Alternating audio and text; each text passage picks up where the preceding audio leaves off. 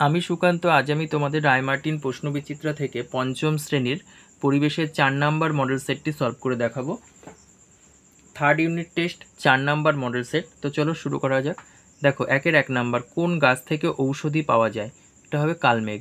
2 number, কয়লার মধ্যে কোন উপাদান বেশি থাকে? কার্বন। 3 নাম্বার, একটি অপ্রচলিত শক্তির উদাহরণ হলো সৌরশক্তি। ঘ নাম্বার। 4 নাম্বার, কোন তিথিতে ভরা কোটাল হয়? অমাবস্যা পূর্ণিমা তিথিতে। তারপরে দেখো 5 নাম্বার, ভুটানের ঝালং জলবিদ্যুৎ কেন্দ্র কোন নদীর তীরে গড়ে উঠেছে? এটা হবে গ নাম্বার, জল ঢাকা। তারপরে দেখো, এক কথায় উত্তর দাও। 2-1, গৌণ জোয়ারের মূল কারণ কি? পৃথিবীর ঘূর্ণন। তারপরে দেখো 2-2, কোন দেশে প্রথম কাগজ তৈরি হয়? এটা হবে চীন দেশে। তারপরে দেখো 2-3, ভারতের কোন রাজ্যে সুনামির ফলে বেশি ক্ষতিগ্রস্ত হয়েছিল? উত্তর হবে তামিলনাড়ু। তারপরে 2-4, পশ্চিমবঙ্গের প্রধান খনিজ সম্পদ কি? কয়লা। 2-5, কোথা থেকে গরম লাভা বাইরে বেরিয়ে আসে? আগ্নেয়গিরি থেকে। তারপরে 2-6, মনুমেন্ট পশ্চিমবঙ্গের কোন জেলায় অবস্থিত? কলকাতা। তারপরে 2-7, একটি প্রচলিত শক্তির উদাহরণ দাও। এটা হবে তাপবিদ্যুৎ শক্তি। তারপরে দেখো 2-8, একটি নরম কাণ্ডের গাছের নাম লেখো। পেঁপে অথবা কলা গাছ, যে কোনো একটি লিখবে। 2-9, নিজ অক্ষের চারিদিকে পৃথিবীর একবার ঘুরতে কত সময় লাগে? এটা হবে 24 ঘন্টা। অ্যাকুরেট হবে 23 ঘন্টা 56 মিনিট 4 সেকেন্ড। তারপরে 2-10, বিদ্যুৎ কেন্দ্রে মস্ত পাখার মতো যন্ত্রকে কি বলে? এটা হবে টারবাইন। তারপর দেখো 3-1, একটি জীবাশ্ম জ্বালানি হলো কয়লা। 3-2, সূর্য থেকে অতিবেগুনি রশ্মি নির্গত হয়। 3-3, চাঁদ পৃথিবীর চারপাশে ঘুরছে। 3-4, কয়লা পুড়িয়ে তাপবিদ্যুৎ তৈরি হয়।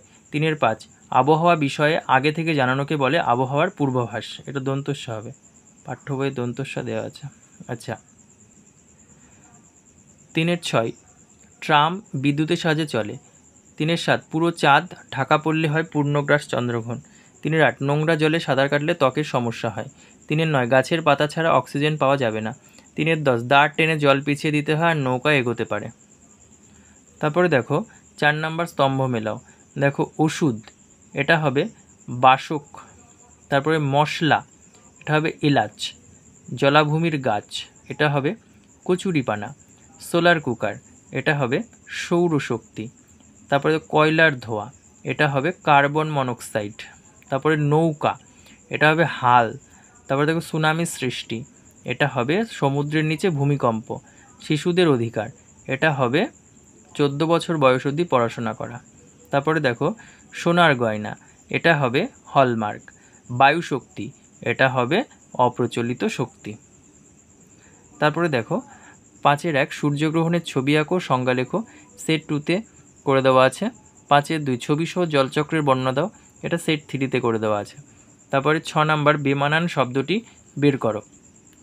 6-1, দেখো, নারকেল, কালমেঘ, সর্পগন্ধা এবং সিঙ্কোনা, এদের মধ্যে নারকেল হচ্ছে বেমানান।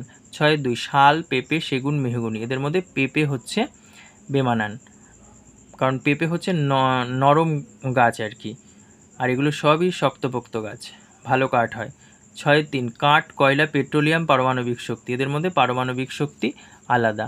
তারপরে 6-4, গ্রহ, উপগ্রহ, ধূমকেতু, উল্কা, এগুলোর মধ্যে উল্কা আলাদা, কারণ দেখো উল্কা আছড়ে নিচের দিকে নেমে আসে, উল্কাপাত হয়।